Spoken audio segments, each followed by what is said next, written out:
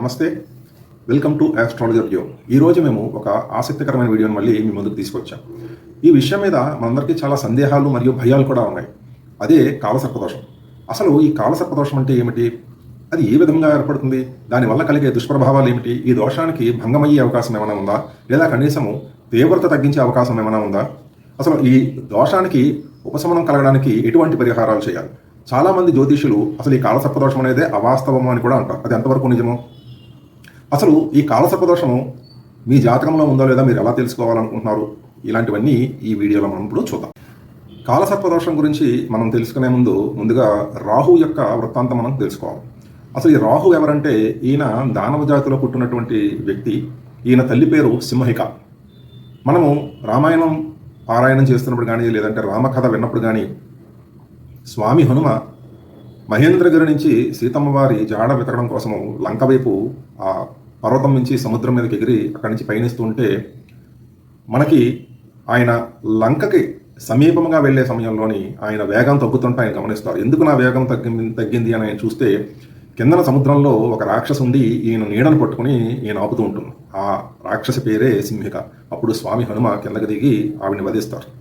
So ఆ రాహువు యొక్క తల్లే ఈ సింహిక. ఇప్పుడు మనము క్షీరసాగర మదనం ఆ వృత్తాంతంలోకి వెళ్తే క్షీరసాగర మదనం జరిగిన సమయంలో చాలా వస్తువులు ఉత్పాదన చెందుతాయి. అలాగే చివరిగా అమృతం కూడా వస్తుంది. ఈ అమృతం రాగానే సురులు అసురులు ఇద్దరు గందరగోళానికి లోనయ్యి మాకు కావాలని ఘర్షణ పడుతూ ఉంటారు.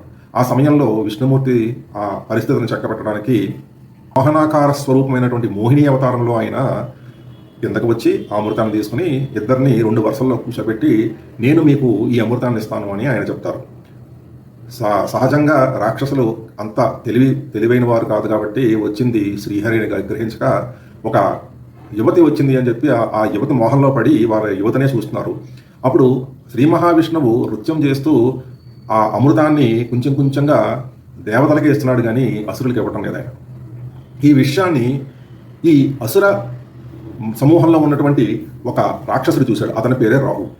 అతను వెంటనే ఆ రాక్షస సమూహం నుండి విడిపడి మాయతో ఆయన ఈ దేవతలందరూ ఒక గుంపుగా ఎక్కడ కూర్చున్నారో ఒక సమూహంగా ఎక్కడ కూర్చున్నారో ఆ సమూహంలో ఆయన చేరిపోతాడు. అది కూడా దేవతా స్వరూపాన్ని కాదు. ఎందుకంటే వాళ్ళు కామరూపధారులు. ఏ అవతారం కావాలన్నా, ఏ వేషం కావాలన్నా, ఏ రూపం కావాలన్నా వారు ధరించగలరు. ఆయన వెళ్ళి సూర్యచంద్రుల మధ్యన కూర్చుంటాడు. శ్రీ మహావిష్ణువు ఆయనకు అన్నీ తెలుసు కదా, మాయనే ఛేదించేవాడు. ఆయనకు తెలియదా? ఆయనకు తెలుసు. ఆయన అప్పుడే సూర్యచంద్రులకి అమృతానికి ఇవ్వడానికి ప్రయత్నిస్తున్న సమయంలో ఈయన కూడా పాత్రను పట్టి నాకు కూడా అమృతం ఇవ్వండి అని చెప్పి అడిగితే ఆయన అమృతాన్ని ఇస్తాడు శ్రీ మహావిష్ణువు. అమృతాన్ని ఇవ్వగానే వెంటనే సూర్యచంద్రులు వచ్చింది రాహు అని గ్రహించి వెంటనే విష్ణుమూర్తికి చెప్తారు. వచ్చినటువంటి వాడు దానవుడు రాహువు, స్వామి మీరు ఇవ్వకూడదు అని చెప్పినా సరే విష్ణుమూర్తి ఇస్తాడు. అమృతాన్ని కొంత తాగడం వల్ల దానివల్ల ఆయనకు కొంత అమరత్వం వస్తుంది. కాకపోతే మొత్తం ఆయన మింగలేదు కాబట్టి ఆయన కంఠం మాత్రం దిగిపడిపోయి ఆయన ముండెము కంఠము వేరువేరుగా ఉంటాయి. ఇక్కడ శ్రీ మహావిష్ణువు ఎందుకు అమృతాన్ని ఇవ్వాలి, ఎందుకు ఆ కంఠాన్ని ఛేదించాలి అంటే వచ్చినవాడు శత్రువైనా వచ్చినవాడు ఎటువంటి వాడైనా సరే భోజన పంక్తిలో కూర్చున్నప్పుడు మనము వారిని నిరాకరించకూడదు. అదే శ్రీ మహావిష్ణువు మనకు చెప్తున్నాడు. వచ్చినటువంటి ఎవడైనా సరే అతడు నారాయణుడితో సమానమే. కాబట్టి వచ్చిన వాడికి మనము ఆతిథ్యము తప్పనిసరిగా ఇవ్వాలి అనే శ్రీ మహావిష్ణువు మనందరికీ ఆయన చెప్తున్నారు.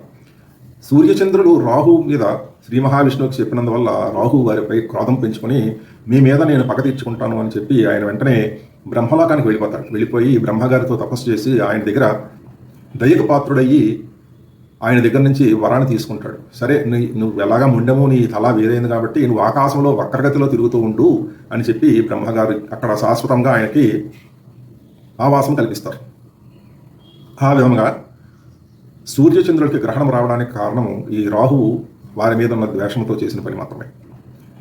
అసలు ఈ కాలసర్పదోషము ఎలాగా సంభవిస్తుందంటే ఎవరి జాతక చక్రంలోనైనా మనకి 9 గ్రహాలు ఉంటాయి కదా. 9 గ్రహాల్లో 2 గ్రహాలు తీసేస్తే రాహుకేతువుల కింద మిగిలినటువంటి 7 గ్రహాలు అనగా సూర్య, చంద్ర, కుజ, బుధ, గురు, శుక్ర, శని ఈ సప్తమ గ్రహాలు ఈ రాహుకేతువుల మధ్యలో చిక్కుబడినట్టయితే దాన్ని కాలసర్పదోషము అని అంటారు. ఒక్కొక్కసారి ఈ 7 గ్రహాలు రాహుకి కేతువుకి మధ్యలో ఉంటాయి. దాన్ని సవ్య కాలసర్పదోషము అంటారు. ఒకవేళ ఈ 7 గ్రహాలు కేతువుకి రాహుకి మధ్యలో ఉంటే దాన్ని అపసవ్య కాలసర్పదోషము అంటారు. ఈ కాలసర్పదోషం వల్ల శుభాలు ఏమీ ఉండవు కానీ అశుభ ఫలితాలు మాత్రం ఉంటాయి. ముఖ్యంగా చూసుకుంటే ఈ కాలసర్పదోషం వల్ల వచ్చేటటువంటి అనర్థాలు ఏంటంటే ఈ ఈ దోషం ఉన్న వారికి ఉద్యోగంలో జాప్యం అవ్వడము, అలాగే వారికి ప్రయత్నాల్లో అంత పట్టు లేకపోవడము, అలాగే వాళ్ళకి ప్రయత్నాల్లో చాలా అడ్డంకులు రావడము, అంత వేరంగా విజయం రాకపోవడము, ఎవరి నుంచి సహాయ సహకారాలు అందకపోవడము, అలాగే వ్యాపారంలో ఉన్న వారికి నష్టాలు రావడము, మనిషి యొక్క వృద్ధికి ఆటంకం కలగడము, అలాగే మానసికంగా బలహీనంగా ఉండడము, అలాగే ఆందోళన, ఆరోగ్యము, ఇటువంటి సమస్యలని, అలాగే కుటుంబంలో కలతలు, స్నేహితుల మధ్యన ఉద్రిక్తత, అలాగే వివాహంలో అసంతృప్తి, వివాహం జరగకపోవడము, తత్సంబంధిత దోషాలన్నీ మనకి ఈ కాలసర్పదోషం ద్వారా మనకి సంభవిస్తూ ఉంటాయి. అసలు ఈ దోషం భంగమయ్యే అవకాశం ఏమైనా ఉందా? ఎందుకంటే జ్యోతిష శాస్త్రంలో ఉన్నటువంటి కొన్ని దోషాలకు కొన్ని నియమాల ద్వారా భంగమయ్యే అవకాశం ఉంది. కుజదోషంకి భంగం ఉన్నట్టే ఈ కాలసర్పదోషంకి ఎటువంటి నియమాలు ఉన్నాయా దీన్ని భంగం అవడానికంటే ఈశ్వర కటాక్షం ద్వారా ఉన్నాయని చెప్పాలి. మరి ఏమిటి ఆ నియమాలు అంటే, ఏ జాతకానికైతే కాలసర్పదోషం ఉంటుందో ఆ జాతకుడికి చాలా విపరీతమైన రాజయోగం ఉన్నా లేదా మరి యొక్క శక్తివంతమైన యోగం ఉన్నా ఈ కాలసర్పదోషం అనేది కొంత ఉపశమనం కలుగుతుంది. అలాగే ఈ 7 గ్రహాలు వాటి సొంత రాశుల్లో ఉండి చాలా బలంగా ఉన్నా సరే కొంతవరకు ఈ కాలసర్పదోషం ద్వారా వీళ్ళకి ఉపశమనము కలుగుతుంది. అలాగే ఇంకో నియమం ఏంటంటే, లగ్నాధిపతి మరియు నవమాధిపతి ఉచ్చస్థితిలో ఉండి వారు చాలా బలంగా ఉన్నా సరే కొంత ఉపశమనము కలుగుతుంది. మీరు ఇక్కడ గమనించి ఉంటే ఎక్కడ దోష భంగం అవుతుంది అని చెప్పడం లేదు, ఉపశమనం మాత్రమే అవుతుంది. అంటే దోషం అలాగే ఉంటుంది కానీ అంత తీవ్రత ఉండదు అని శాస్త్రం చెప్తోంది. ఈ కాలసర్పదోషము మనకి 12 రకాల కాలసర్పదోషాలు ఉన్నాయి. అవి ఏంటో ఇప్పుడు చూద్దాం. మొదటిది అనంత కాలసర్పదోషము, గుళిక కాలసర్పదోషము, వాసుకి కాలసర్పదోషము, శంఖఫల కాలసర్పదోషము, పద్మ కాలసర్పదోషము, మహాపద్మ కాలసర్పదోషము, తక్షక కాలసర్పదోషము, కర్కోటక కాలసర్పదోషము, శంఖచూడ కాలసర్పదోషము, ఘటక కాలసర్పదోషము, విషధర కాలసర్పదోషము, శేషనాగ కాలసర్పదోషం అని మనకు 12 రకాల కాలసర్పదోషాలు ఉన్నాయి. ఈ ఒక్కొక్క కాలసర్పదోషము ఎలా సంభవిస్తుందంటే, మొట్టమొదటిగా చూస్తే అనంత కాలసర్పదోషం, దీన్నే విపరీత కాలసర్పదోషం అని కూడా అంటారు. ఈ దోషము లగ్నంలో రాహు ఉండి సప్తమంలో కేతు ఉండి ఈ ఇద్దరి మధ్యన మిగిలినటువంటి గ్రహాలన్నీ ఉంటే దాన్ని అనంత కాలసర్పదోషము అంటారు. ఈ అనంత కాలసర్పదోషం ఉన్నవారు జీవితంలో విజయం సాధించడానికి చాలా కష్టపడాల్సి ఉంటుంది. అలాగే మరియు స్పెక్యులేషన్, స్టాక్ మార్కెట్ ఆడడం వల్ల వీరు బానిసలయ్యే అవకాశం కూడా ఉంది. ఇటువంటి వ్యాపారాల్లో పాల్గొనడం వల్ల అనేక నష్టాలు కూడా వీరు ఎదుర్కోవచ్చు. అలాగే ఈ దోషం వారి జాతకంలో ఎవరికైతే దోషం ఉంటుందో వాళ్ళకి పోలీస్ కేసులు, అలాగే ఎటువంటి విషయాలు అయినా సరే చాలా జాప్యము, అలాగే వివాహం కూడా చాలా కష్టతరంగా కూడా వీళ్ళకు ఉంటుందంటే, ఈ ఇందాక చెప్పినట్టు వీరికి రాజయోగం కానీ, గ్రహాలన్నీ ఉచ్చలో కానీ, లేదంటే గ్రహాలన్నీ చాలా బలంగా కానీ ఉంటే ఈ దోషాలు ఏవైతే మనం చెప్పుకున్నామో అది కొంతవరకు అంత తీవ్ర గ్రహాలంకమైన కాలసర్పదోషం ఉన్న వారికి 27 సంవత్సరాల వరకు వీరికి ఈ విపరీతం ఉంటుంది. తర్వాత నెమ్మదిగా తగ్గుతుంది. తరువాత కాలసర్పదోషము కుళిక కాలసర్పదోషము. రాహువు ద్వితీయంలో ఉండి కేతువు 8వ స్థానంలో ఉంటే ఈ యోగము అనగా లేదా ఈ దోషము ఏర్పడుతుంది. ఈ కుళిక కాలసర్పదోషం ఉన్న వాళ్ళకి అపవాదులు ఎక్కువ దారితీయడము, వీరు కుంభకోణాల్లో చిక్కుకోవడము, అస్థిర వైవాహిక జీవితము, అలాగే వారసత్వం అంటే ఇన్హెరిటెన్స్ నుంచి వచ్చే సమస్యలు, విపరీతమైన ఆర్థిక సమస్యలు, కుటుంబంలో చాలా సమస్యలు ఎక్కువ ఉంటాయి. అలాగే వేరే ఈ కాలసర్పదోషంతో పాటు వీళ్ళకి ఏమైనా బలమైన యోగాలు కానీ జాతకంలో ఉంటే ఈ తీవ్రత కొంత తగ్గుతుంది. ఈ కుళిక కాలసర్పదోషం ఉన్న వారికి 33 సంవత్సరాల వయసు వరకు ఈ దోషం ఉండి తర్వాత నెమ్మదిగా పరిస్థితులు వీరికి చెక్కబడతాయి. ఇప్పుడు మూడవది చూస్తే వాసుకి కాలసర్పదోషం. వాసుకి కాలసర్పదోషం అంటే ఇది ఎలా సంభవిస్తుందంటే, తృతీయంలో రాహు ఉండి నవమంలో కేతు ఉండడం వల్ల ఈ దోషం సంభవిస్తుంది. ఈ దోషము ఉన్నవారికి వీరి యొక్క తోబుట్టువులు లేదా ఇతర కుటుంబ సభ్యులతో అనేక గృహ సమస్యలు కూడా కలుగుతాయి. అలాగే వీరు చేసే ప్రయత్నాలకు కావాల్సిన ఫలితాలు వీరు చూడలేరు. అంటే ఎంత కష్టపడినా ఆ కష్టానికి తగ్గ ప్రతిఫలం అయితే వీరు చూడలేరు. అలాగే వీరు తర్వాత జీవితంలో కొంత ప్రతిఫలాలను కూడా పొందుతారు. అలాగే ఈ దోషంలో వ్యాపార నష్టాలు కూడా ఎక్కువ దారితీయవచ్చు. వీరికి తండ్రితో కూడా విభేదాలు ఎక్కువ ఉండే అవకాశం కూడా ఉంటుంది. అలాగే వీరికి లక్ అంటే ఫార్చ్యూన్ కానీ, అదృష్టం కానీ, లేదా ఇతరుల నుంచి ఆ దీవెనలు కానీ అంతలాగా దొరకవు. ఈ దోషం ఉన్న వాళ్ళకి 36 సంవత్సరాల వయసు వరకు ఈ విపరీతం ఉంటుంది. తర్వాత క్రమంగా మెరుగుపడుతుంది. ఇక నాలుగవ విధమైన కాలసర్పదోషం ఏంటంటే శంఖఫల లేదా శంఖపాల కాలసర్పదోషం అని కూడా అంటారు. రాహువు చతుర్థంలో ఉండి కేతువు దశమంలో ఉన్నప్పుడు ఈ దోషము ఏర్పడుతుంది. దీనివల్ల వీరికి స్థిరాస్తులు, సంపద, విద్య నుంచి సమస్యలు ఎక్కువగా ఉంటాయి. వీరికి వృత్తిపరమైన ఇబ్బందులు, అలాగే కుటుంబ సభ్యుల వల్ల ఆర్థిక నష్టము, విద్యాపరమైన ఇబ్బందులు మొదలైన వాటికి కారణమవుతుంది. వీరికి తల్లితో కూడా ఎక్కువ విభేదాలు ఉంటాయి. అలాగే ఈ వ్యక్తి మానసిక ఇన్కన్సిస్టెన్సీ అంటాం కదా, అంటే ఒక విధంగా ఉండదు. దానివల్ల వీళ్ళు బాధపడుతూ ఉంటారు. వీళ్ళ పరిస్థితి చాలా తీవ్రంగా కూడా ఉంటుంది. ఇక ఈ విపరీతము వీరికి 43 సంవత్సరాల వయసు వరకు ఉండి ఆ తర్వాత కొంతగా మెరుగుపడుతుంది. అలాగే ఇందాక చెప్పినట్టుగా వీరికి ఏమైనా బలమైన యోగాలుండి గ్రహాలు బలంగా ఉంటే ముందరే కొంత వీళ్ళకి ఉపశమనం కలుగుతుంది. ఇక 5వ కాల సర్పదోషము పద్మకాల సర్పదోషం. అనగా రాహువు పంచమంలో ఉండి కేతువు లాభంలో ఉన్నప్పుడు వీరికి సంభవిస్తుంది. వీరికి పూర్వపుణ్యం అనేది వీళ్ళకి ఫలించకుండా ఉంటుంది ఈ కాల సర్పదోషం వల్ల. అలాగే వీరి యొక్క విద్య మరియు వృత్తి రంగాల్లో అడ్డంకులు ఎక్కువగా ఉంటాయి. కానీ ఈ దోషం వల్ల వీరికి ఎన్ని అడ్డంకులు వచ్చినా సరే వీళ్ళు వాటిని అధిగమించి విజయం సాధించే ప్రయత్నాన్ని అయితే చేస్తారు. వీరికి అలాగే అత్యంత ప్రమాదకరమైన విరోధులు, ఆరోగ్యం సరిగ్గా లేకపోవడం మరియు గుప్త శత్రువు అనగా సీక్రెట్ ఎనిమీస్ కూడా వీళ్ళకి ఉంటారు. అలాగే వీరి యొక్క జాతక చక్రంలో ఏమైనా మంచి యోగాలున్నా, గ్రహాలు చాలా బలంగా ఉన్నా 48 సంవత్సరాల వయసు తర్వాత ఈ దోషం నెమ్మదిగా ఉపశమనం కలిగి వారు నార్మల్ లైఫ్లోకి వస్తారు. అలాగే 6వ కాలసర్పదోషము మహాపద్మ కాలసర్పదోషం. ఇది ఎలా సంభవిస్తుందంటే రాహు షష్టమంలో ఉండి కేతు వ్యయంలో ఉండడం వల్ల వీరికి ఈ దోషము సంభవిస్తుంది. దీనివల్ల కలిగే దుష్ప్రభావాలు ఏంటంటే జాతకులు తమ శత్రువుల్ని ఓడించినప్పటికీ వారు వ్యక్తిత్వం లేని వారుగా మిగిలిపోతారు. అలాగే చివరికి వీరు బంధువులే వీరిని మోసం చేసే పరిస్థితి అయితే వీళ్ళకి సంభవిస్తుంది.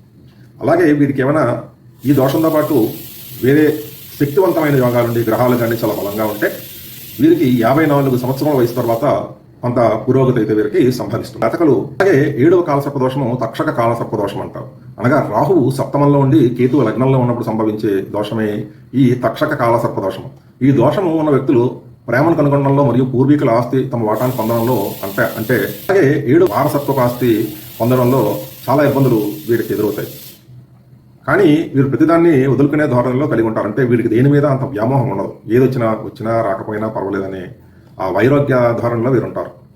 అలాగే వీరికి తత్వశాస్త్రము, వారసత్వపు ఆస్తి పొందడంలో చాలా ఇబ్బందులు వీరికి ఎదురవుతాయి. అలాగే క్షుద్ర శాస్త్రాలు లేదా జ్యోతిష్య సంబంధిత శాస్త్రాలు పట్ల వీరు చాలా ఆకర్షితులవుతారు. వీరు 60 సంవత్సరాల వయసు తర్వాత ఆధ్యాత్మికంగా చాలా మంచి పురోగతిని వీరు సాధిస్తారు. ఇక 8వ కాల సర్పదోషం అలాగే కర్కోటక కాల సర్పదోషం. అనగా ఈ దోషము రాహు అష్టమంలోనూ కేతువు ద్వితీయంలోనూ ఉండడం వల్ల సంభవిస్తుంది. దీనివల్ల వీరు మానసికంగా, శారీరకంగా శ్రేయస్సుపై ప్రభావం చూపిస్తూ ఉంటుంది. వీరికి ఎక్కువ చిరాకు పుట్టించే వ్యక్తిత్వం కూడా వీరికి ఉంటుంది. అలాగే బహిరంగంగా మాట్లాడే వ్యక్తిత్వం ఉన్న వ్యక్తులు ఎంత ప్రయత్నించినా విఫలమయ్యే అవకాశం కూడా ఉంటుంది. వారు ఆర్థిక, చట్టపరమైన సమస్యలు మొదలైన వాటిలో కూడా ఓడిపోతూ ఉంటారు లేదా ఒడిదుడుకులను కూడా ఎదుర్కొంటూ ఉంటారు. అలాగే వీరికి ఏమైనా శక్తివంతమైన యోగాలు ఉన్నా లేదా గ్రహాలు బలంగా ఉన్నా వీరికి 33 సంవత్సరాల వయసు తర్వాత కొంత పురోగతి అయితే కనబడుతుంది. 9వ చూస్తే శంఖచూడ కాల సర్పదోషం. అనగా రాహువు నవమంలోనూ కేతు తృతీయంలో ఉన్నప్పుడు ఏర్పడుతుంది. ఈ దోషం వల్ల వ్యాపారంలో ఎక్కువ ఇబ్బందులు ఎదుర్కోవడం, అకస్మాత్తుగా అధికారము మరియు పదవిని కోల్పోవడం, అలాగే వారి హక్కుల కోసమే వారు పోరాడవలసినటువంటి పరిస్థితులు అయితే ఏర్పడతాయి. ఈ ఇబ్బందులన్నీ ఎదుర్కొన్న తర్వాత ఈ వ్యక్తులు మరింత స్వార్థపరులుగా మారి వారి యొక్క ఔన్నత్యాన్ని కూడా తగ్గించుకుంటారు. అలాగే ఈ దోషం వీరికి 36 సంవత్సరాల వయసు వరకు ఉంటుంది. తర్వాత కొంత పురోగతిని అయితే చూస్తారు. అలాగే 10వది కాల సర్పదోషము ఘటక కాల సర్పదోషము. అనగా రాహు దశమంలో ఉండడం, అలాగే కేతువు చతుర్థంలో ఉండడం వల్ల వీరికి ఈ దోషం సంభవిస్తుంది. అలాగే ఈ దోషం ఉన్న వ్యక్తులు విజయం సాధించినప్పటికీ సంతోషంగా ఉండడానికి అంత వీలుగా ఉండదు. అలాగే వృత్తిపరమైన మరియు వ్యక్తి జీవితాల్లో సమస్యలు కూడా ఎక్కువగా ఎదుర్కోవాల్సిన పరిస్థితి అయితే ఉంటుంది.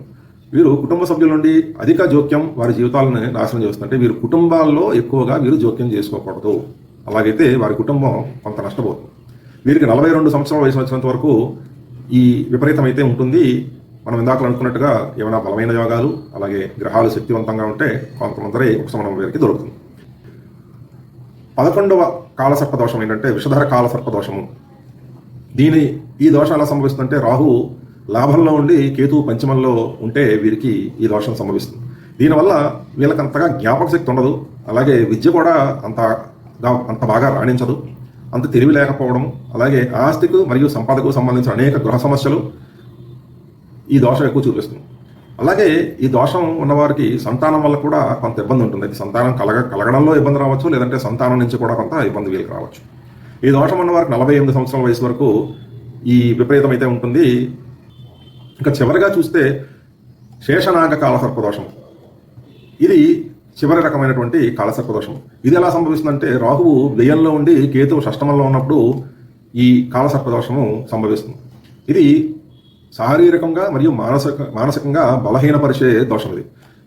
దీనివల్ల వ్యక్తులు అపఖ్యాతి పాలే జీవితాన్ని చాలా దుర్భరంగా ఎదుర్కొంటారు మరియు దాన్ని అధిగమించడానికి చాలా కష్టపడతారు. వారికి చాలా రహస్య శత్రువులు కూడా ఉంటారు. వీరికి సంతోషం అనేది అంతగా ఉండదు, కొంత ఈ చికాకుల వల్ల కొంత ఇబ్బంది పడుతూనే ఉంటారు. ఈ దోషం ఉన్నవారు 54 సంవత్సరాల వయసు వరకు ఈ విపరీతాన్ని అనుభవించాల్సిన పరిస్థితి అయితే ఉంటుంది. సరే, చాలామంది జ్యోతిషులు అసలు కాలసర్ప దోషం అనేది అవాస్తవం అని, అలాగే ఇది ఎక్కడా పురాణ శాస్త్రాల్లో దీని గురించి వివరం లేదని కూడా చాలామంది వాదన ఉంది. అది నిజమైతే లేకపోలేదు. ఎందుకంటే ఇది పరాశర మహర్షి రచించినటువంటి బృహత్ పరాశర హోరాశాస్త్రంలో ఎక్కడ ఈ కాలసర్ప దోషం గురించి వివరణ లేదు. అలాగని లేదా అంటే మొత్తం కొట్టిపడేయడానికి కూడా లేదు. ఎందుకంటే ఆధునికంగా చాలామంది పరిశోధించి ఇటువంటి గ్రహ కలయికల వల్ల ఇబ్బంది పడుతున్నటువంటి వారిని చూసి ఈ దోషాన్ని వారు పేర్కొన్నారు. కాబట్టి ఇటువంటి గ్రహ కలయికల్లో ఉన్నవారు ఇబ్బంది పడుతున్నారు కాబట్టి దానికి సంబంధించినటువంటి పరిహారాలు ఏమిటో కూడా వారు సూచించారు. ఇది లేదా అంటే శాస్త్రంలో అయితే చెప్పలేదు. అలాగని పూర్తిగా లేదా అంటే ఇటువంటి గ్రహ కలయికలు ఉన్నప్పుడు ఇటువంటి బాధలను అనుభవిస్తున్నారు, అటువంటి బాధలకి పరిహారాలు ఏంటో కూడా చెప్పారు. కాబట్టి రీసెర్చ్ అనేది ఎప్పుడు కొత్తగా వస్తూనే ఉంటుంది కదా. పాత శాస్త్రంలో లేదు, ఇప్పుడు ఉంది అంటే అది అసలు ఎప్పటికీ లేదని కాదు, కొత్తగా వీరు కనుక్కున్నారు. కాబట్టి అటువంటి దోషాలకి ఇటువంటి పరిహారాలు చేసుకోవడంలో తప్పు లేదు. సరిగ్గా ముఖ్యంగా పరిహారాల విషయంలోకి వస్తే రాహుగ్రహాలకు చాలామంది చెప్పేది ఏంటంటే విడివిడిగా రాహుగ్రహానికి కేతుగ్రహానికి జపం చేయించి దానికి సంబంధించినటువంటి గ్రహదానాలు కూడా బ్రాహ్మణులకు చేయాలని చాలామంది చెప్తారు. అలాగే గ్రహాలకు సంబంధించినటువంటి గోమేధికము వైడూర్యం కూడా ఒకే ఉంగరంలో పొదిగి పెట్టుకోమని కూడా చెప్తారు.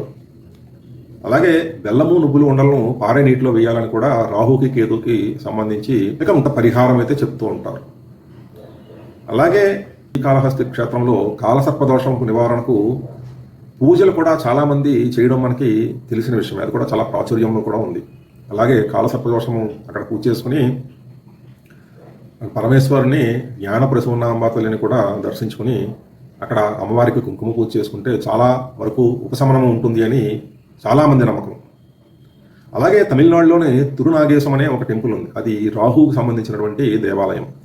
ఆ దేవాలయంలోని ఆవు పాలతో రాహుకాలంలో ఆయనకు అభిషేకం చేస్తే ఈ దోషం చాలా ఉపశమనం కలుగుతుంది. అలాగే వైదీశ్వరన్ కోయల్ అంటే కుజుడు క్షేత్రం, అది కూడా తమిళనాడులోనే ఉంది. అందులో కూడా అభిషేకం చేస్తే ఈ దోషం చాలా ఉపశమనం కలుగుతుంది.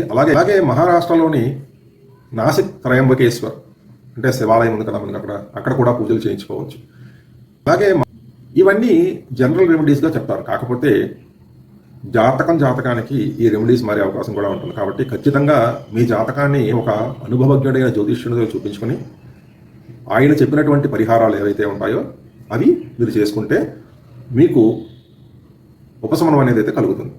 అలాగే మీ జాతకంలో కాలసర్పదోషం ఉందా లేదా ఎలా చూసుకోవాలి అంటే మీరు మా ఈమెయిల్ మీ పుట్టిన తేదీ, పుట్టిన సమయము, అలాగే జన్మస్థలము పంపిస్తే మేము మీకు రెస్పాన్స్ ఇస్తాం. నమస్తే.